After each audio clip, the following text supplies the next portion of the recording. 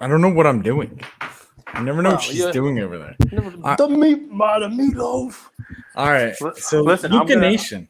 I'm gonna, before we even break in, but I have to warn. We're braked the in, audience. Cage. This is 15 seconds in. Before I gotta warn the audience, right? So I'm on vacation. I've smoked my 2, major cigars. I went to the it's a Disney World, so it's not exactly like the cigar capital of the world. There were a couple places I just kind of begged out. And the hotel here used to have a much better selection. Now they just have these little ones. These little I bought this little fancy Davidoff. They're called like a little box, but they're like cigarillos.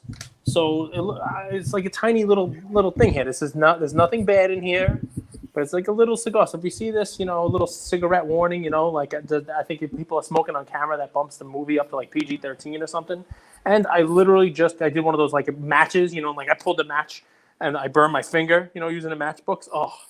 Well, it's a smoke-free hotel. Tell people the truth. Yeah, it's completely smoke-free, yeah. So there's a little lake out here. You can see the little lake, right? You can see that little lake. There's the hotel, the Contemporary, a little monorail in the background there. Maybe I'll try to catch it. Maybe I'll go for a little walk.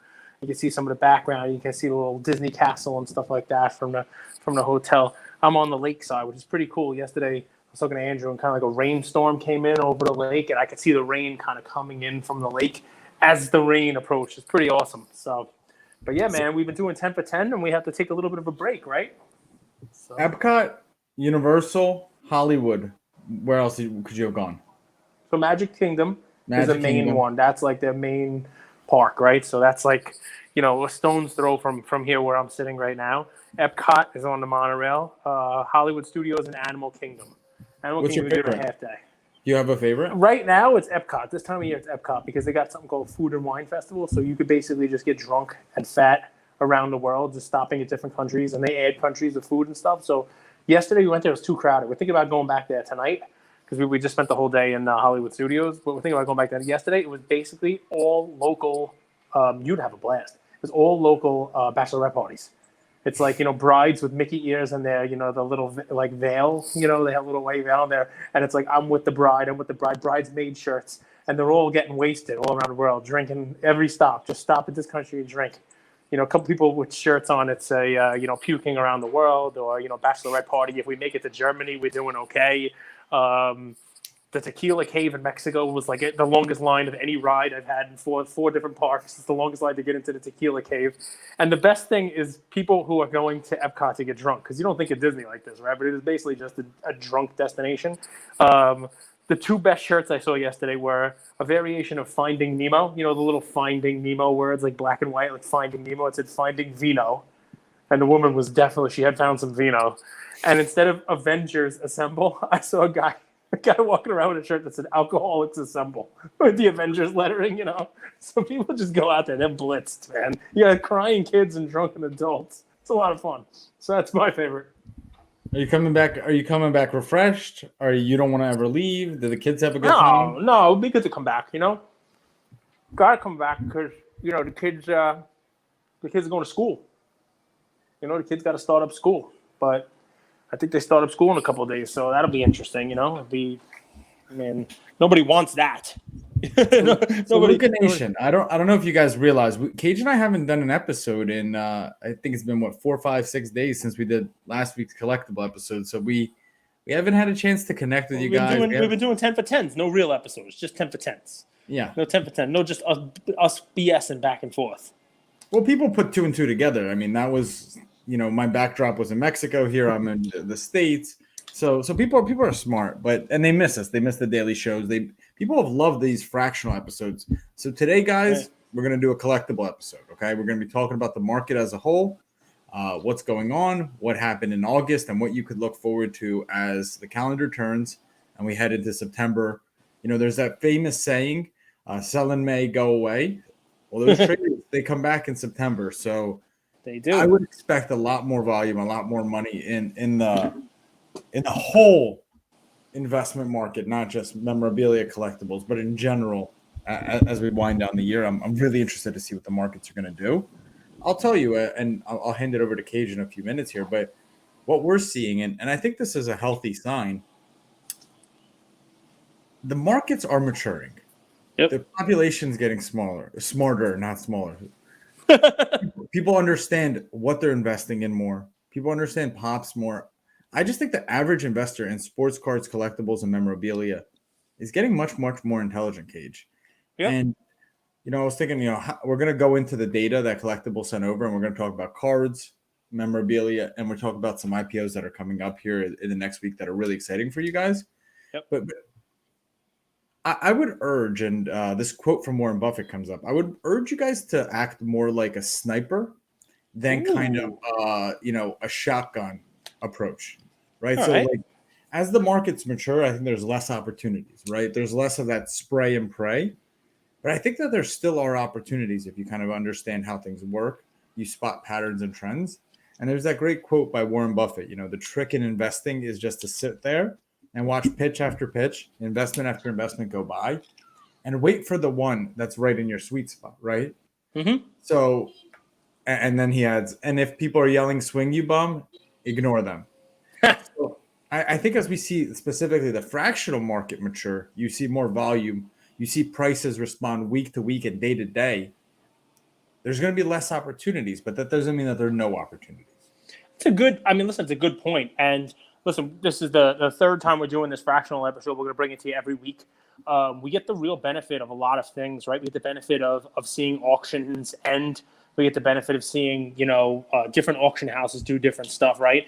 And, but what's fun is we're going to be able to identify for you things that are perhaps an opportunity. But after we bring it to you, that opportunity window, it closes. You know what I mean? And a lot of the stuff that we've talked about, whether it be, Tom Brady cards, or whether it be, just last week's contender box, which we could talk about again today, those things, they go up. They go up after we talk about them, right? The 2000, sorry about kids in the background, but it is Disney. 2000 contenders box is up 20% this week. That was one of the plays we gave last week, right? Because it was an alternate way to play the fact that Brady's cards were going up, right? That's trading at 33.712. Heritage just ended at 33.6. So it basically is now, we identified it at 20% below market. It's now at market. There is one ending tonight at Golden. It's already 30,000 plus the buyer's premium. So that will end even higher than the Heritage one. So maybe there is still a little bit of room there. But if you traded that last week when it was in the 20s, you obviously are sitting pretty. It's not something, though, that we are going to tell you, at that 20% or 21% run up that we had this week, that it's now overpriced, right? We're lucky that we get to see that stuff, right? One of the things that I'll call it out that we missed, and it's another thing for us to look at, right, is listen, we can only give you so many plays, right? We can't bet on every horse in a race, right? That's cheating. You can't say, just put $2 across the board on everybody. Lose money, right? If the odds makers should. Yeah, but so last week what I said was, I like the box because you saw all of Brady's cards going up. So let's bet that sealed box. Let's bet on that one going back up because it's an alternate way of playing Brady. Because this is Brady's rookie year. It's the box those cards are from, but it hadn't followed up. What we didn't see was that other quarterbacks, Andrew talks about this all the time about the rising tide lifting all ships, right? One of the things we didn't talk about was, you saw all of the Brady contenders cards go up. Aaron Rodgers' playoff contenders card was up 35% this week, 61% the week before, and 22.5% the week prior to that. Most likely driven by the fact that Brady's cards are going up. And Brady's cards went up a lot more. Rodgers stuff also, people were a little hesitant about Rodgers. People were hesitant about Deshaun Watson. People were hesitant about guys who, there was a little uncertainty about them going into the season. So just, a couple little noteworthy, things from last week. Did anything jump out at you from the collectible stuff? Because I had a couple, but I mean, your intro, you want to talk about hitting the mark with an intro, right? I have two things that I want to talk about the valuation of, right? I want to talk about the valuation of them and how I think they may be plays, just not plays right now. One of them I think is overpriced. And if you're listening to this, you have to own it. I might try to get out of it and maybe try to get back in at some point in time down the future. There's another one that I think it's right priced right now and could potentially move up. Might be slightly overpriced. So I have a couple that I do want to talk about. None that are wow, those are bargains. But I have a feeling in the memorabilia sector, you might have some bargains to chat about. So how do you want to take this, man? I want to say one thing about the macro market as a whole that Sure. I'm seeing just purely anecdotally. So when the Fanatics and the Top Steel was announced, we weren't sure how the market would react, right? Right. I've seen Modern perk up. Yes. 2016, 17, 18, 19. And I'm curious, this is just a theory. We always talk about so much supply, junk slab era. Will they turn the machines back on? Wheels on the bus go round and round, all that stuff. What I actually realized is, well, they might print more in the future, but now we have a fixed supply in the past. Right. If that makes sense, right? So No, it does. we don't know if 17,000 Zion Prism PSA 10s is high or low, right? It seems high relative, but we just don't know what it is compared to the future. We just compare it back to the past. Right. And what I've seen is modern cards perk up. So I'm curious how that's going to affect, Collectable has some awesome cards on there. They have like a Luca Blue on there. They have some Zion National Treasures. I was looking at that. I was looking at both of those actually. And these are cards, and just modern in general has been beat up. I think we've been sitting and waiting since this news happened. And it's still really new and raw.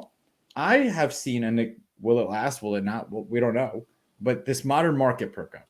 And I'm curious if you're seeing that, if you want to dovetail into your two, whether they're plays or these might be. Remember, guys, when we agreed with Collectable to do this show, we said we would bring you opportunities. We also said that we would bring you education and assets that we think might be overpriced.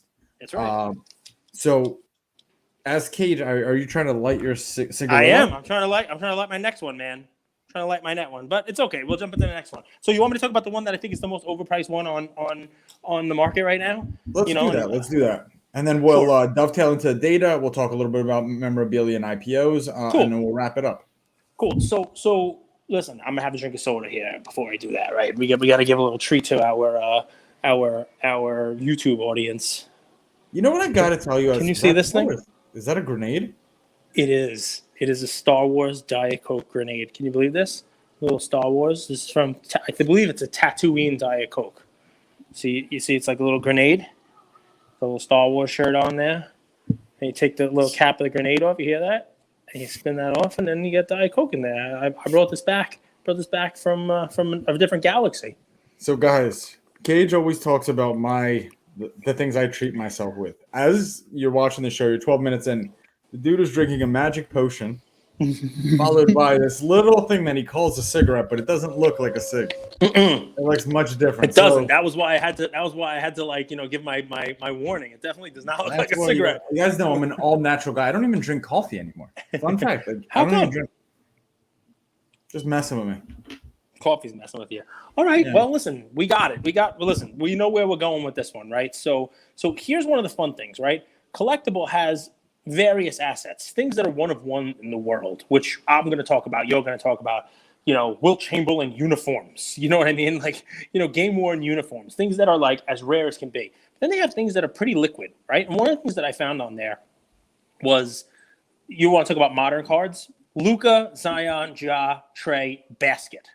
They have a basket of 18, 19, 19, 20, the two of them combined, Silver Prism PSA 10 baskets. And this is an 8-card basket. It has 2 of each of the PSA 10 silvers of those 4 guys. It has 2 Lucas, 2 Zions, 2 Jaws, and 2 Treys. Now, before you go crazy looking at it, just give me a high side. What's a Luca Silver sell for in PSA 10? We know this. Let's call it 5K. Call it 5K. So 2 of those is 10K. What's a Zion? 3.5.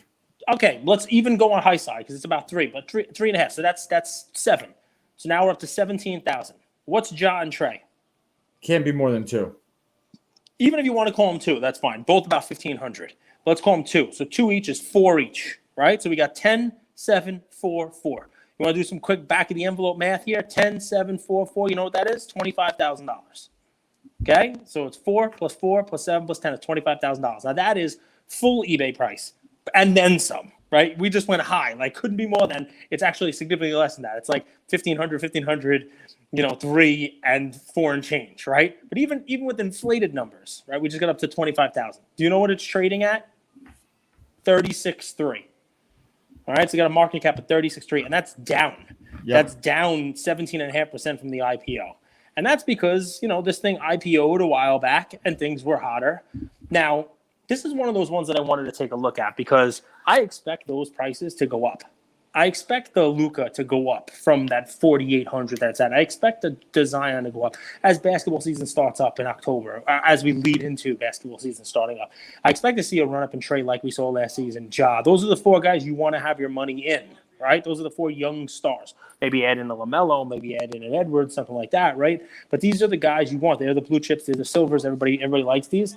That said, you can go on eBay right now and buy them for 30% less than what it's trading at on Collectable right now. So don't need to beat the hell out of this one. It's just when we agreed to do this, there are buy-side analysts, there are sell-side analysts. We're not going to be one or the other, but we're going to make sure that when we do our research on these things, we point out when things are high, and this will happen. Prices come down on things, right? It doesn't mean that this was an unfair IPO or that it was, a bad value at the time. But right now, if I were holding these cards, if I were holding this basket, I would be selling out of this basket. I would try to. You wouldn't hold it? No, because you can buy back in, right? And this is one of those ones where, I love fractional for a lot of things, right? I love fractional for assets that I won't be able to get a hold of myself, right? I love fractional for, for one-of-one pieces, the memorabilia they have, the Joe DiMaggio bat. Even if you want to say Luka, even the Luka blue, we could do a comparison to that one, right? Because even the Luka blue, let's talk about that one, right? Like if you're going to try to invest in Luka going forward, that one is a good one. It's still a little pricey, but that's not one I'd be selling out of, right? Because there's 199 copies total. There's even less, obviously, PSA 10s. So even that one, the difference between that one and these here is it was very easy for me to do an actual price comparison of these because these are liquid cards. Yep. And the liquid, sure, go ahead. Do you like the concept of this kind of reminded me of my Kobe Bryant mutual fund, right? This is like take the price away. I love how they package these assets for someone who not everyone can afford even the 2K or the 5K silvers. So it's kind of a mutual fund of the most, I guess, risky assets because you're not getting a blue or a gold. You're getting a silver, which moves a lot more. But you're able to kind of diversify because you have a few different players in the basket. Did you like it from that standpoint? I liked it because it is like an entry-level mutual fund for young basketball stars. Like if you want to get into the NBA and you went into like an Edward Jones or you went into a Merrill Lynch and said, I want a mutual fund of young basketball, modern good cards. This would be what you put together for somebody, but maybe a couple tweaks here and there. But the Edward Jones guy would get fired if he offered it to you at the price that this is at because he's charging a heck of a premium. You know what I mean? So it's really, I don't have a problem with the mutual fund. I have a problem with the basket of it. I don't even have a problem with the pricing for what it was at. It's just something that I would get out of now because I think you're going to have an opportunity to buy back in. Even if these cards go up, this is high. You know what I mean? So that's a problem. That's a problem from a valuation standpoint. And when you're talking about a $33,000, item, I know it's $5, $10, $12, $15, $20, per share. Some of these are the cost to entry is low, and that's what makes the fractional, a good thing. But this is one where, it's very easy to tell the comp on, right? Because it's so liquid, right? So for me, you still have to, even though you're right, like I only want to invest $10 or $12 or $15 or $18. I could buy a share of this and be done, and I can't actually get a card or a piece of the card for $10 or $18 or $20. You still got to make sure that what you're putting your $10 or $18 into is going to go up and it's going to have some value to it, and you're getting value for that money. And here you're not. Here's a little educational, maybe for you guys to understand how the platform works. So I've been on it for a few months, much more actively last month, and this bundle would not be a buyout option. No one will come in and buy out this bundle out. Okay.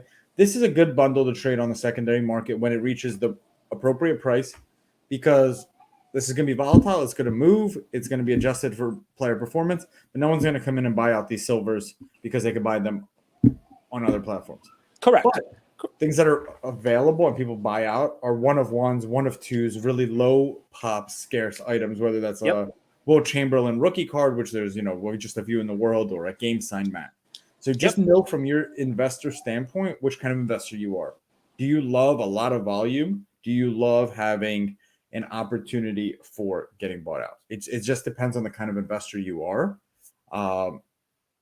But Well, listen, you want to have more exits, right? We always talk about that, right? What's your exit strategy, right? It could be getting out when the price goes up. It could be getting out on a buyout. And this, you're 100% right to bring that up. The buyout opportunity is not going to be there on this because if somebody has $34,000, they're going to take 25 or 22 and buy the cards themselves, and then the other 12 and put it in NFTs or something. So, can I ask you what you think about a card that just got funded? So it was. There's so many Babe Ruth cards. This one left an impression on me. It's not a rookie card or anything like that, but it's the Babe Ruth 1948 Leaf in an SGC 8, but this is a PWCC A1, which is kind of cool. I think that they got a really nice copy as well. It's a beautiful card, and Cage is trading at, let me take a look here, 51,875. So the IPO is just funded. You're not allowed to trade it just yet. But let's take a look. This card. What do you think about this? This market cap of 52,000, 51,875. When it goes to trade, would you be a buyer or seller? Okay, so a bunch of reasons why this is like my least favorite Babe Ruth card. You're getting because you're getting to a point now where it's well beyond his playing days. Doesn't mean that it's a horrible card. Obviously, it's a 1940s Babe Ruth card, but Ruth has a lot of cards. And at the $52,000 price point, I know it's a nice card, it's a great looking card, but at $52,000 price point, you can get yourself a decent looking 33 Audi, even the number 53, mid range, not an 8. This thing, unfortunately, I like the card. Trust me, at 52, it's great. I don't love SGC. SGC is good for vintage, right? It's good for vintage, so it's fine. I don't personally love SGC's cards, but it really reminds me of, I love Joe Jackson. He got a lot more play. Cards got a lot more run up during the Field of Dreams games and that kind of stuff. I actually purchased a Joe Jackson card 2 years ago, hoping to sell it for the original Field of Dreams game, which never happened. So, there went that thing kaput, right? So, Joe Jackson has a play ball card well after his playing days. And it's a cool card. It's a card from the 30s, right? And, or 40s, like the 40 play ball. He's got a cool card, and in high grade, it's worth a significant amount of money, sure, and it's scarce. But if you're going to go after a Joe Jackson card, there are plenty from when he played in Cleveland. There are plenty from when he played in Chicago. There are plenty from when he played, in actual games. You know what I mean? Not from 20, 30 years after his career. So that's what I think of with that 48 Leaf. That's a cool set. Don't get me wrong, right? There's Jackie Robinson in that, right? But Jackie Robinson was playing. Jackie Robinson was involved in games when those were being played. It almost reminds me of, and I can't believe I'm going to do this with a Babe Ruth card from the 40s, almost reminds me of Prism cards of retired basketball players. You know what I mean? Like everybody loves the 2012 Prism, but like a 2012 Prism Shaq, all right, that's a cool card, but he hasn't been playing for a while. It doesn't carry the same thing as like a current player would. You know what I mean? So it's still a cool card. It's still, awesome, but it's almost like a throwback kind of card. They added it into the set to sell stuff, So that would be, there's a couple knocks on it. Don't get me wrong. It's a cool card. I think in that grade, there's obviously not that many of them. You don't really find Babe Ruth cards that are, 75 years old that are in that good a shape, but it wouldn't be the one I invest my money in. So I have a few more things that stuck out. I do want to talk a little bit about hockey because nice. There's definitely I one. don't know how many hockey investors there are, but I think it's cool to see that the Crosby card, the Crosby Cup, so to speak, is 35% is up 35% week over week. And I'm curious if that's people are looking at hockey a little bit more. Will Ovechkin and other cards follow? There's not a huge offering of hockey cards on the collectible market, but I'll tell you, it's the same thing we say over and over again, right? If you're on these platforms and you're watching how these cards or markets move, it could be a prequel to cards on eBay moving, right? So it's not just you buying everything on Collectable. You could use it as a data set. And I'm curious, we always talk about NBA seasons right around the corner. So is hockey season. And I know there's not a ton of hockey investors, but it is a very niche offering. So that stuck out to me. What else was overpriced or underpriced for you? Yeah, so I mean, a couple things, and we'll talk about it. Number one, I think what you're seeing here now is cards that haven't already run up and are correcting, like Brady stuff ran up and corrected a little bit, right? So you saw Brady's SP Authentic go down about 15% this week. That's returning back to where its market value. It's still a card that's liquid. It's still a card that gets auctioned, so it's a card that gets pulled down. But the Ovechkin, that falls into the category of seasons coming up. People are starting to get ahead of it. It's buy in the off season type of stuff that we talk about all the time. So you definitely see that with your Ovechkin card hockey season there, people trying to get ahead of it. Another great example of that, and he's been beaten down a little bit because for him he's having an off season. For everybody else in the league, he's having a great season. It's just he's not going to win the MVP again. Mookie Betts Bowman, the gold basket that's being traded. That's a great one of people now starting to look ahead to, not that the season's starting, but that the Dodgers will be there in the postseason. They're going to go in as one of the favorites to win again. And Mookie Betts, would be, a guy who's carrying that team again, and who would be a multi-time MVP, multi-time, champion. You're starting to get, things on his record, where, everybody always says he'd be the Trout if it wasn't the Trout. Well, now he is second to Trout, but with a whole bunch of hardware, a whole bunch of championships, stuff that Trout doesn't have and may never have. So that gold basket of his is up 19% this week after 14% the week before. Obviously, people are starting to look ahead at the Dodgers, World Series win, and Betts being kind of like the face of that franchise. So that's where I see the Ovechkin. A card that I'm looking at, just the same type of people, getting ahead, but it's liquid, right? So you can see the prices on this. It's slightly high right now. It's one that I would love to monitor for you guys because it's, it's up since its IPO, but it flew.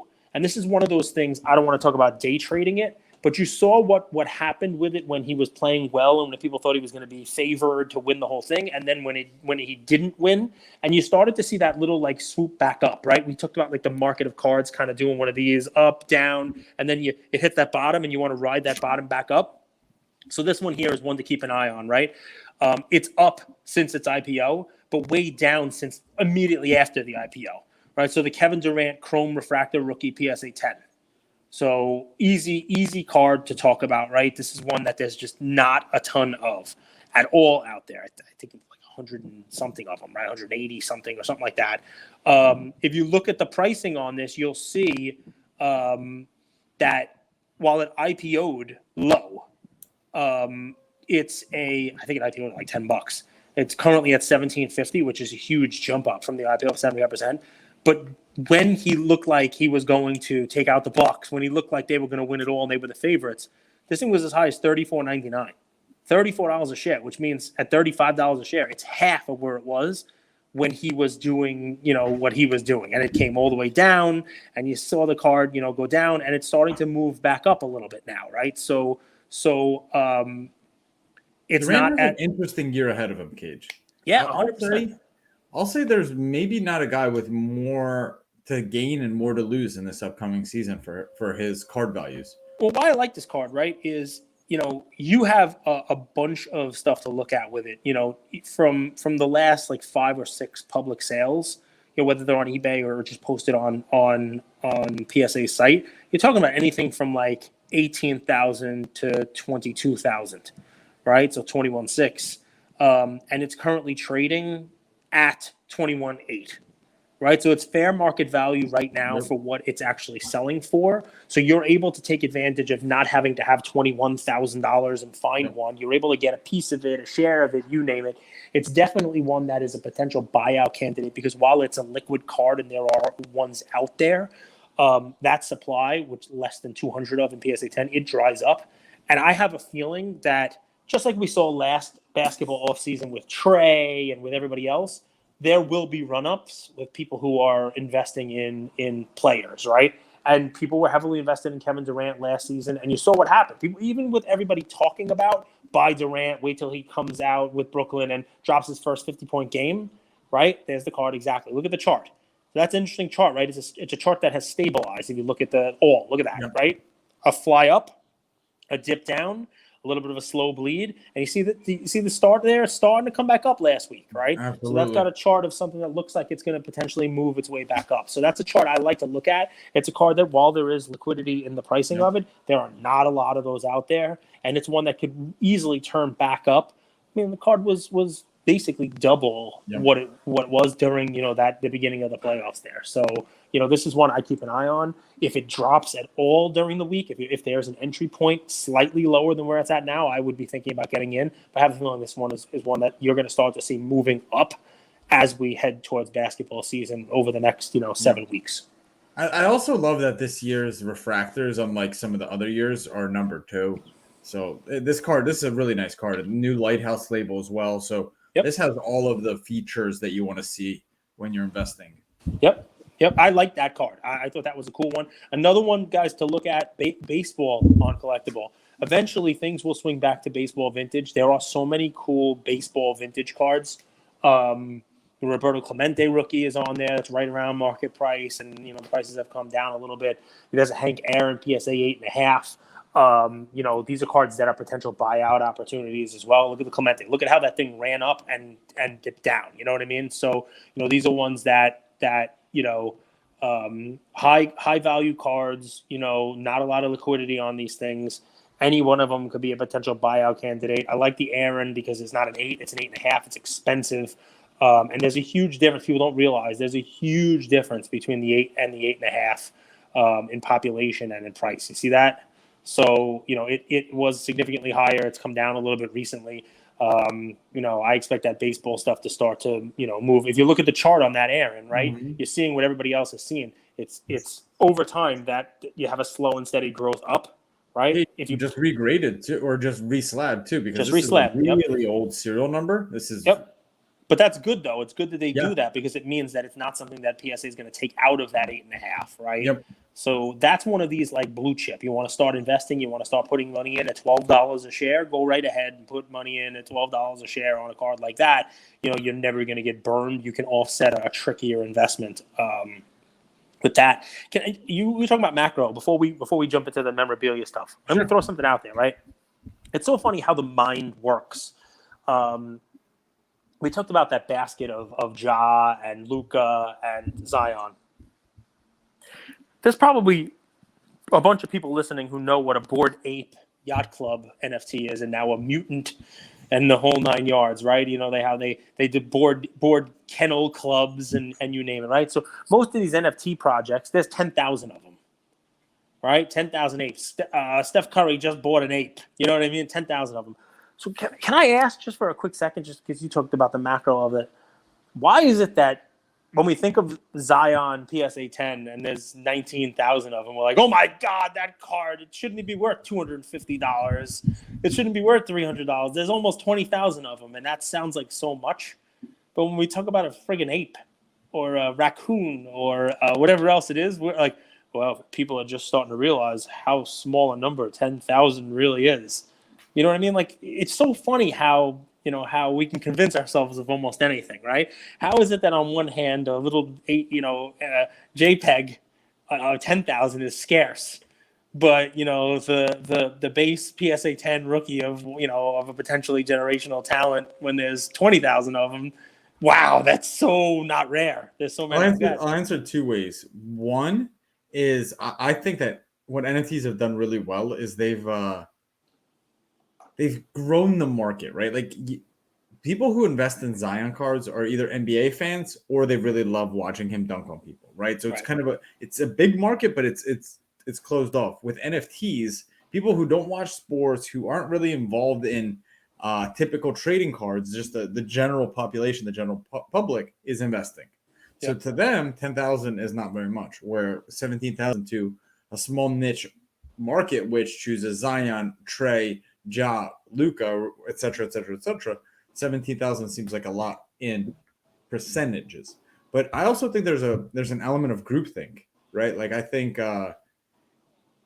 what the content creators, and we are some of them, so it's really interesting to kind of call myself out. What the content creators say, the general public sometimes tends to follow, and I think there is a bit of groupthink out there, and I think that there's opportunity to exploit that, right? So if content creators are maybe saying one thing and you see a market opportunity in something else, you could be first to it. You could be ahead of the curve. So listen, you know what? Why we bring this up? Let's not get crazy into NFTs. It's scarcity, right? And we talk about scarcity, and there's perceived scarcity, and there's real scarcity. And I think what the money people, while everybody's over here, you know, the prestige, everybody's over here talking about what they're doing with this hand. That's the cards. In the other hand, the money people, the smart people, they're out there buying up memorabilia because that's real scarcity. And it's one of the things that Collectable has on their platform already, and I think a lot of them are underpriced. Have you looked at any of them? Because I got like 3 or 8 that I think are underpriced. Sure. We'll wrap with this. I have one because go for it. So, Wilt the Still, right, Cage? I don't know if you're a big Wilt Chamberlain fan. I am. Philly, went to Overbrook High School. Fun fact: same high school as Will Smith. But his I thought Will Smith went to Bel Air Academy. He did. He transferred on a full scholarship. Right. So the Wilt full rookie uniform was up 27% this week, versus his high school uniform, which I'll share here on the screen. That's kind of down, and it's following that kind of pattern that Cage talks about, where it's IPO'd the $51, right? Kind of leveled off, and now it's down a little bit, and you could get it at $38 a share. So this one is a really interesting one. What's the market cap on this? 480. And compare $480,000. Look at that picture; it's amazing. Photo match, the whole 9 yards. Compare that to what the pro uniform. First off, it's insane how much bigger he was than every single body else. Yeah. His high school uniform is basically a pro uniform for most people. This would be a cool Type 1 photo. Oh yeah, match it up with the uniform. That's pretty awesome. But the pro uniform is millions of dollars, right? It's got to be. I mean, talking about one of the greatest players of all time. Let me find it here.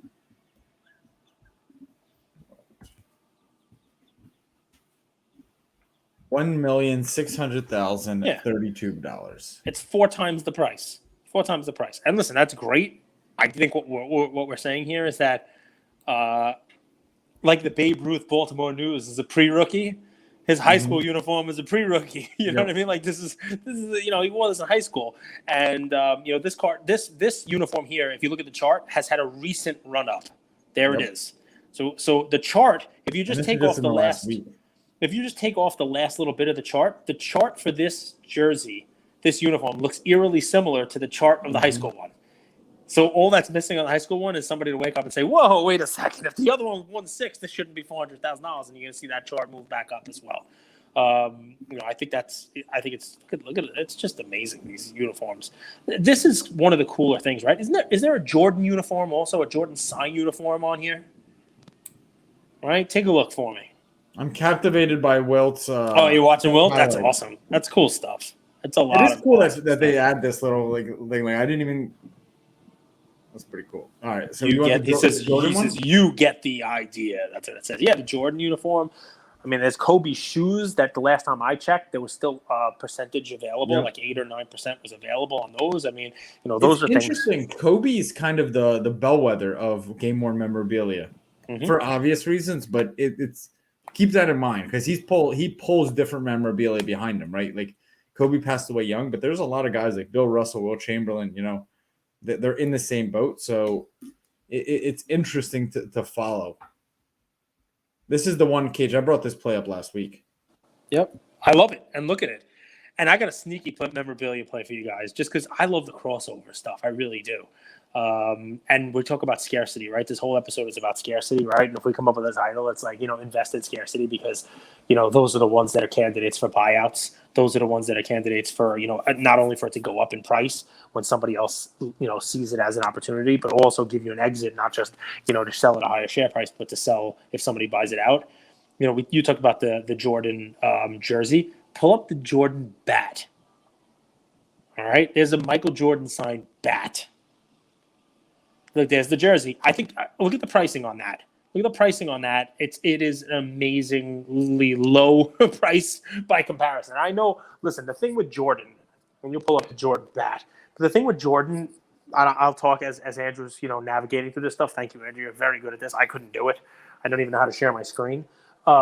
Is that Jordan stuff? Everybody knew Jordan was going to be great. right? So there's a lot of Jordan stuff collected out there, right? And Jordan played basketball from the early 80s into the 2000s, right? So you got 20 years of people collecting his basketball stuff.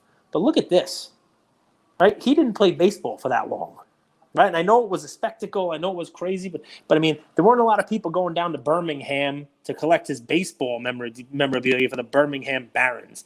And while the baseball portion of his career is mostly forgettable, he didn't come up and do anything.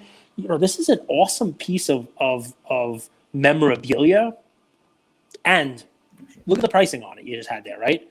You talk about like Michael Jordan, game used stuff being, $37,000 for a bat, right? A bat, I think he used in AA, $7.50 a share, down 25%, right? Here's the sneaky play on this one, right? And I do not own this. I will not own this. I wish I could own it, but because I'm doing these plays, I'm not going to be trading ahead. But what do we tell you guys? If nothing else, you have to look for the opportunity. We had on PSA.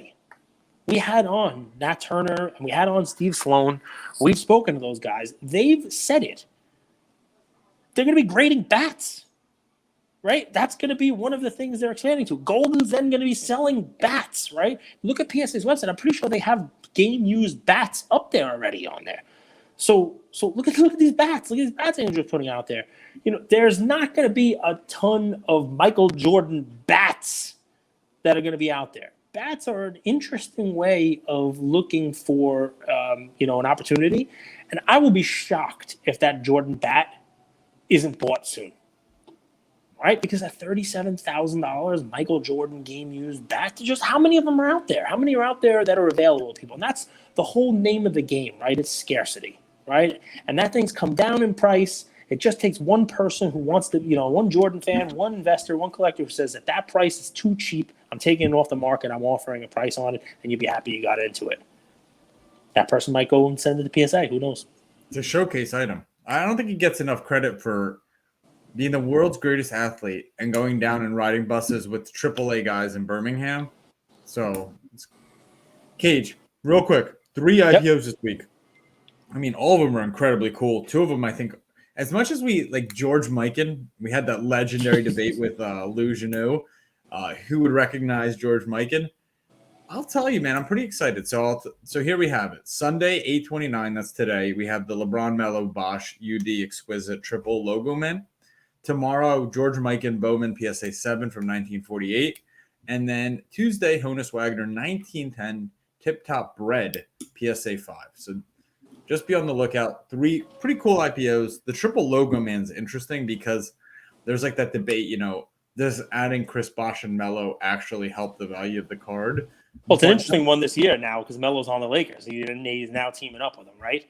And I love that Tip Top Bread Wagner also because it's basically the same picture, the same pose, but with better color, right? It's one of those rare cards also that doesn't do, it doesn't have the notoriety that the T206 does, but it's a real cool looking card. Same pose, same kind of picture, but look at that. Yeah, it's got this really, really nice yellow, bluish, hue behind him. He's got the Pittsburgh jersey on, and Mikan is just Mikan. Everybody knows the card. Everybody knows the stuff. So some real nice IPOs. Really nice to center too, Cage, right? Yeah, that's it. I mean, it's a beautiful card. It's a beautiful card. In a 5. Any final words, Cage? I mean, look at when this was probably one of the first graded cards by PSA. I have some with numbers like that too, that are graded by me or bought by me, 20 years ago. So it happens. But look at that. I mean, those cards are gorgeous. No, guys. I mean, listen. I like that triple logo also. I would say that the moral of the story today is fractional investing. It's what we're talking about here is scarcity, right? We're talking about looking for something where there is some arbitrage opportunity. There is the ability to look at some pricing and make a play off of it. We're identifying ones where the pricing doesn't justify, the recent prices of the cards don't justify what the fractional shares are trading at. We have a couple of them to monitor. We have a couple of them we think are making sense. But scarcity wins the day, right? Because you want to have as many opportunities to capitalize and make money as you can. And that comes in not just the share price going up, but also somebody willing to take the thing off the market. And we've seen an amazing amount of buyouts. There's less of an opportunity for a buyout of a basket of modern silver cards that are readily accessible to somebody on eBay. More so when somebody wants to, you can't go on eBay and buy Will Chamberlain's high school uniform. You can't go on eBay most likely and buy too many Michael Jordan game-used baseball bats or, his autographed jerseys. Even looking for a Luka Blue PSA 10, if you want to get into modern basketball, a card like that is one where, there's potential for buyout opportunity because there just aren't that many of them. We were at the National, I didn't see too many of those. I saw red, I didn't see a blue.